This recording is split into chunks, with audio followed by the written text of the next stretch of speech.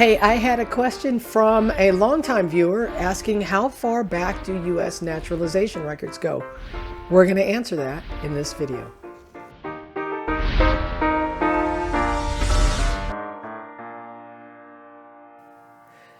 That was a great question about how far back do the naturalization records go in the United States.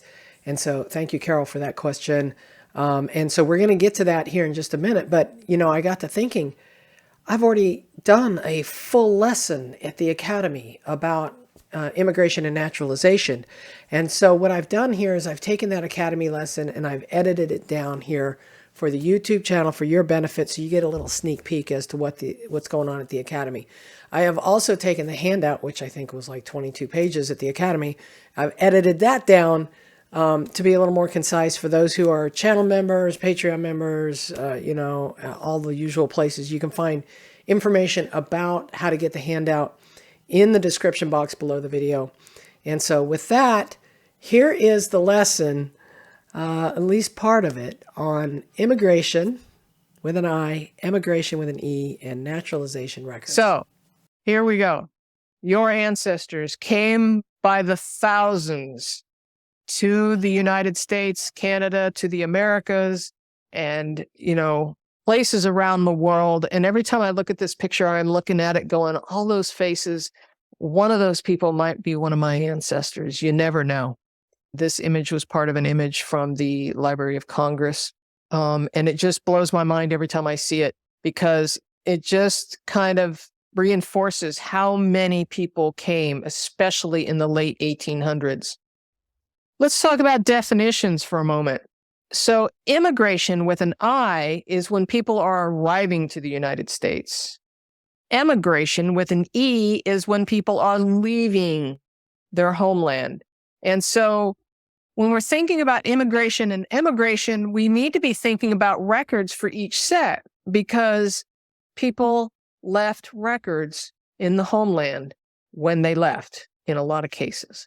So I think that is the forgotten tip there. The naturalization is a legal process of becoming a citizen, and chain migration, if you're not familiar with that term, is when somebody from the family went over first, usually a young male, would go over and get established in the new country and then would send money back or just send for his family to come. And so then they would also then in turn send for more people, and this created this chain migration. So here's some timeline that you might want to be mindful of when doing research. It helps to understand the laws at the time your ancestors were coming about. So in 1790, when the country had its first census, right? The Naturalization Act of 1790 limited citizenship to free white persons who had resided in the country for at least 2 years. In 1804, widows and children of deceased men who had filed first papers were given citizenship. So if their husband had died in the process of trying to apply for citizenship, the widows and children automatically became citizens. In 1862, the Homestead Act encouraged westward migration and settlement by granting 160 acres of public land to those who agreed to live and cultivate it for 5 years. This was one of the major reasons why people started migrating in the late 1800s in massive amounts of people. 1862 also, Army personnel over 21 years of age could become a citizen within a year of service. This also applied to Navy and Merchant Marines. In 1894, they were added to the list. In 1868, following the Civil War, African Americans were automatically given citizenship with the passage of the 14th Amendment. In 1906, the Bureau of Immigration was created. And so keep in mind that this is just a snippet of some of the history, because all of it, well, not all of it, but a lot more of it is in your handout. In 1907, women lost citizenship when they married a foreigner. So even if they were born in the United States and had citizenship, if they married someone outside, that were not citizens, they lost their citizenship. And in some cases, women who married someone of a foreign country where the foreign country did not allow automatic citizenship when they married one of their citizens. Some of those laws prevented those women to becoming automatic citizens. So some women had no country at all. So let's talk about ports of entry. So we have Castle Garden that began in 1855 to 1890. So if you think about it, when we're doing our research, for some of us, we've gone back quite a ways into the early 1800s, early 1700s, on back into the 1600s. So some of these records really didn't start coming about until, the 1800s. So be thinking about that when we're thinking about all of this in general. All right. So we got Castle Garden that started in 1855. We got Ellis Island that started in 1892, which is kind of late. It's almost 1900, right? And then that ended in 1954. Then we have Angel Island, which was in California, that lasted 30 years. And that primarily handled Pacific Islanders and Chinese immigrants in San Francisco. We also have Philadelphia, Galveston, Baltimore, and Savannah as other major ports of entry. Was this everything? No, but these were the major ports, okay, with those ports. Now, we also have border crossings, right? In the United States, we have Mexico to our south and Canada to our north. And so people were coming and going across the borders there as well. All right, modes of transportation. So we have to be thinking about the entire story of our immigrant ancestors, right? It's not just the paperwork. So this is one of the reasons why I'm kind of talking about this. In sailing ships, especially to the Americas, we had people coming across the Atlantic Ocean. We also had people coming across the Pacific Ocean, but mass majority of it was coming across the Atlantic Ocean into places like New York Harbor, Boston, and that kind of locations. And so we had sailing vessels from the mid 1600s to the mid 1800s. Okay. People transported through canals. Once they got here, they might have gone through the Lake Erie area, the canals. And so because it was reasonably easy to transport people by boat across rivers and canals up and down the Mississippi, et cetera. Then we also have steamships that came across the Atlantic, across the world, right? From the mid 1800s to the early 1900s. We'll talk more about that here in a minute. Then we have trains that carried people across borders and across the country. We have horse-drawn carriages, stagecoaches, walking. People would walk for miles if that was their only way to get around. And of course, horses and mules. All right, so let's talk about sailing vessels for a moment.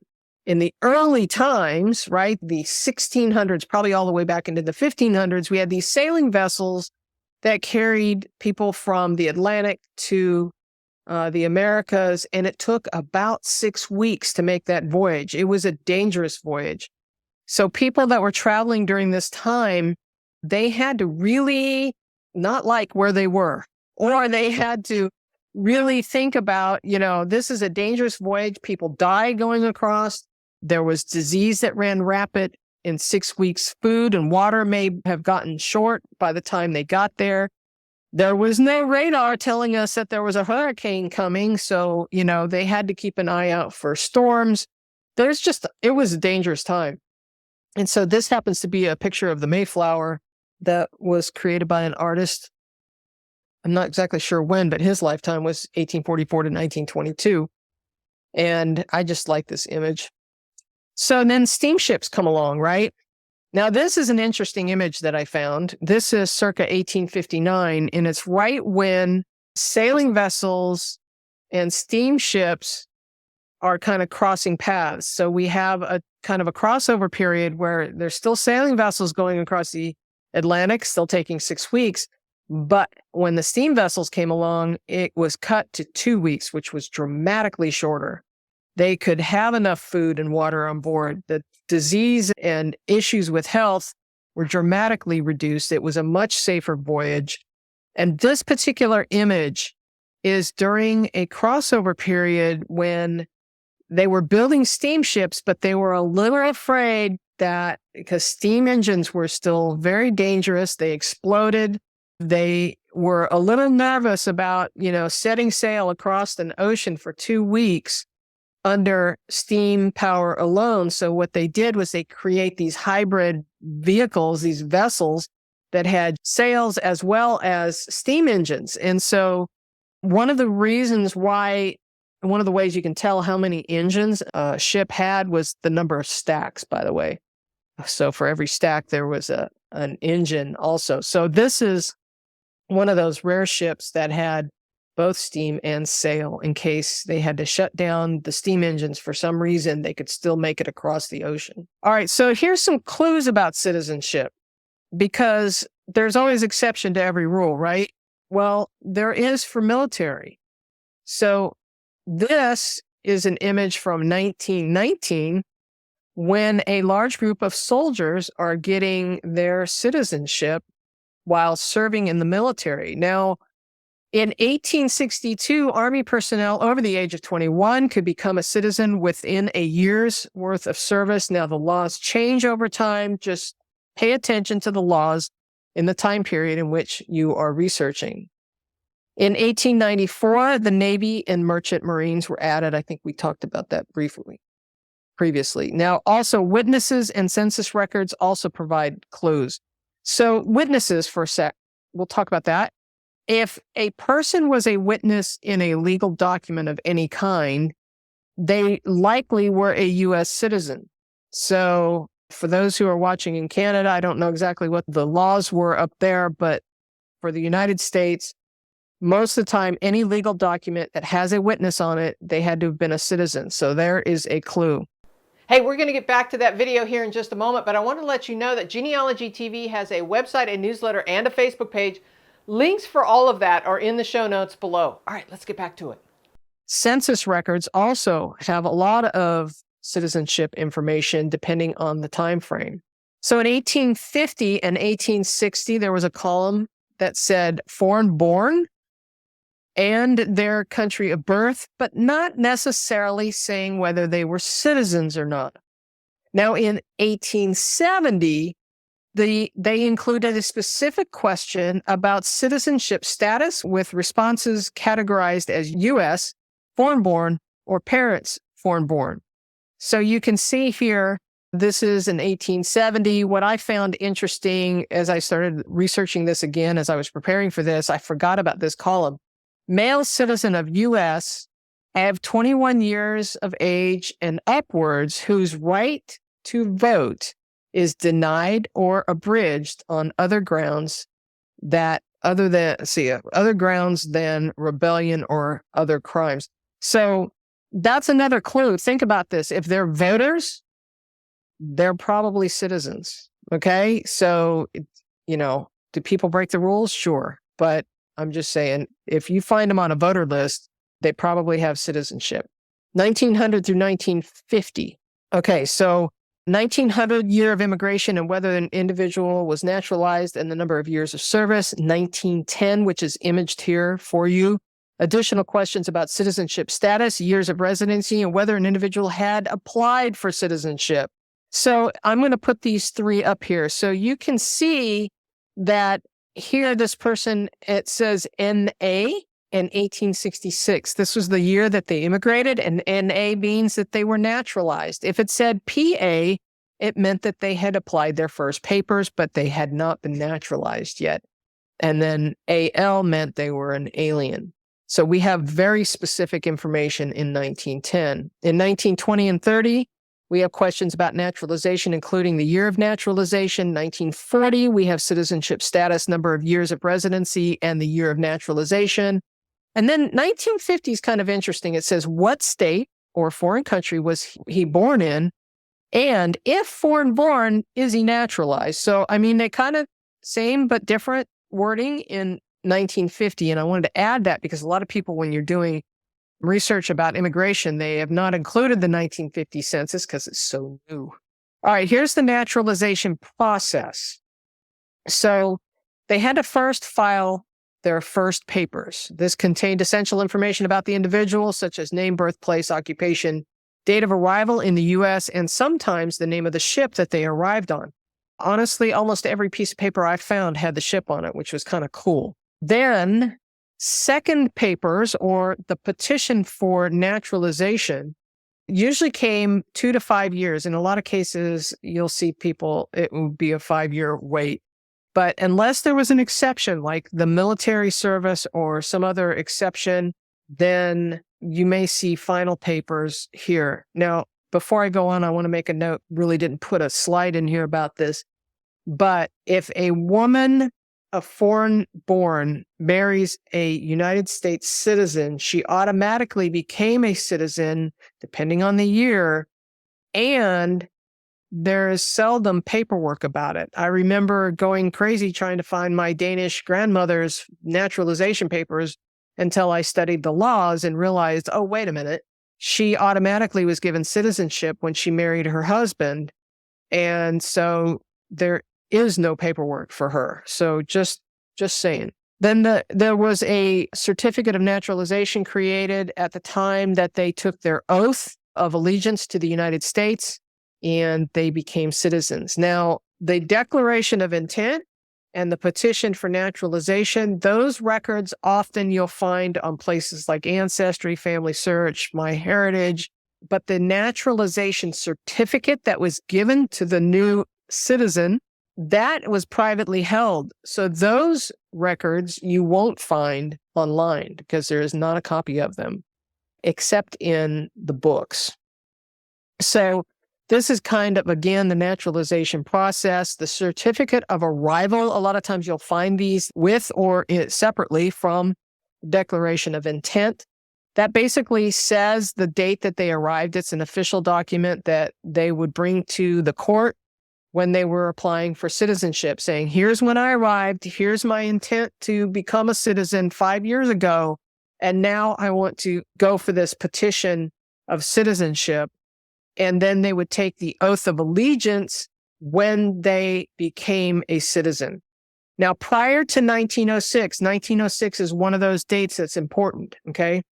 Federal and state and local courts prior to this point, any of them could have been creating these records. So it just depends on the location and time in which you are researching that this process. There was no centralized process necessarily before 1906 to become naturalized. It could be in one court one day, in another court another day, could be federal court, it could be the local police station. So it just kind of depends. And these different, if they file these papers in, say, I don't know, Pennsylvania, and then they move to Wyoming, this document could be in the Wyoming courts. But they had to bring these documents with them in order to prove that they had arrived when they said they did. Okay. Oh, and some did not file second papers. So you got to keep that in mind. So you may find these papers, but you don't find these papers because a lot of times people didn't finish the process. It was a 5-year waiting period. They may not have understood the process. So in many cases, people did not file their second papers. They just lived out their life as if they were a citizen, even though they really technically weren't. Finding the records on Family Search. Let's talk about Family Search. So this is the way I do it. I go to the wiki and I drill into the location. In this case, I'm just showing you a snippet from a state website, not the whole United States. And so if you'll notice that they have divided the collections into naturalization and citizenship, and then they've divided it into immigration and emigration. So you've got 2 different record sets to drill into. If it were me, I'd be right-clicking, open a new tab, right-click, open a new tab, and do 2 different searches for my ancestor. On Ancestry, similar but different.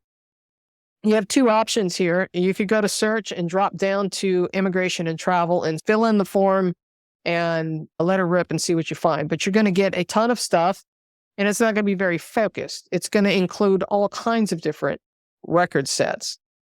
I like to be focused. I like to be strategic in how I'm doing this. So if I've already got a passenger list, I don't want passenger lists being populated in my search. I might be going, okay, let's see if I can find a passport, or let's see if I can find something specific. So what I do is I go to the search tab, drop into card catalog, then I search the immigration and immigration category, And then I also filtered down to the location. That's all of these on the left-hand filters. And when you do that, you get a grouping. And then again, right-click, open in a new tab, right-click, open in a new tab on just those that you want to search. And it gives you a much better focused search. And of course, you want to sort by record count so that you get the records with the most amount of records rising to the top. Many records that you find you're going to be able to start piecing together a story. And this is where, I'm going to talk about research notes. This is where your research notes come in. You want to take these records and you want to start organizing them in your research notes in chronological order along with your other records. But I had pulled out a few little snippets from my research notes from my ancestor, Christopher Madsen, who left at 22 years old. He was the second or third son, I forget which. So he had no chance of inheriting land in Denmark, which was becoming crowded.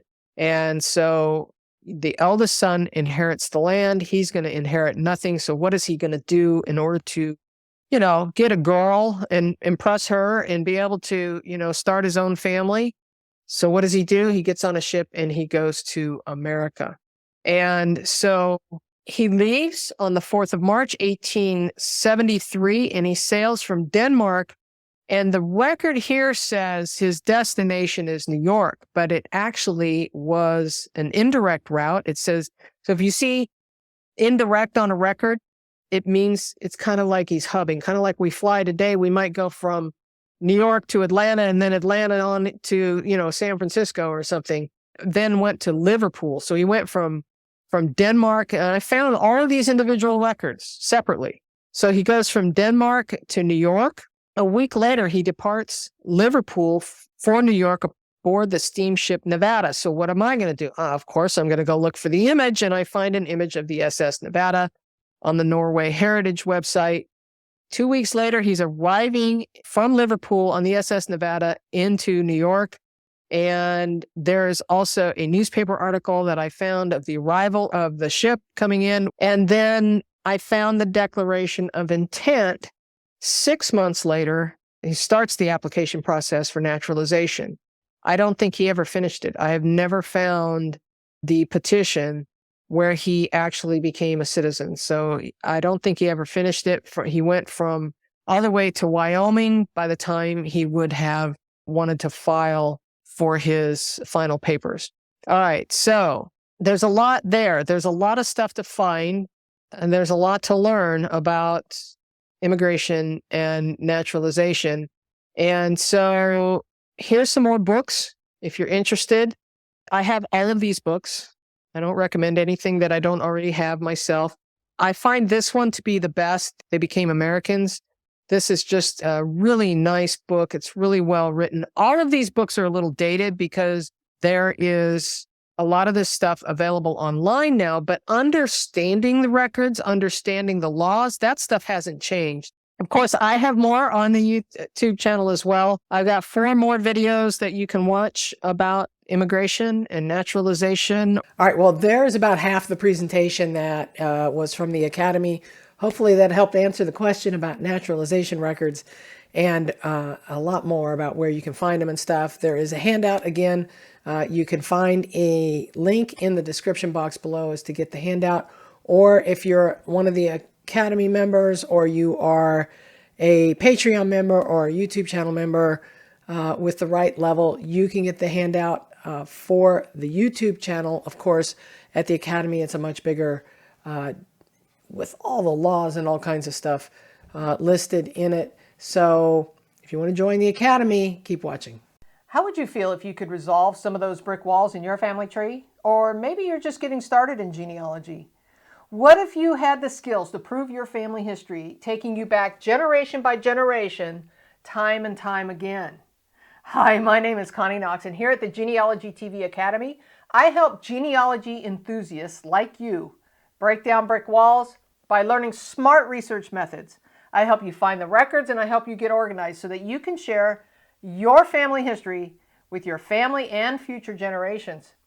I do this through a monthly membership course. There are 2 components to this. Now there is the self-guided platform where you can take the courses on your own time. And well, I'm adding one new lesson per month. And then the live Zoom meetings where you can watch a live presentation in the virtual classroom and participate in the discussion after the presentation.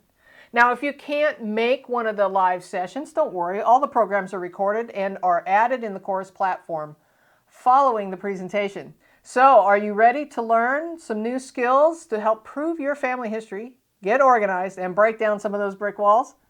All right, well, if you want to learn more, hit the Get Start button to learn a little bit more about pricing and how you can get signed up.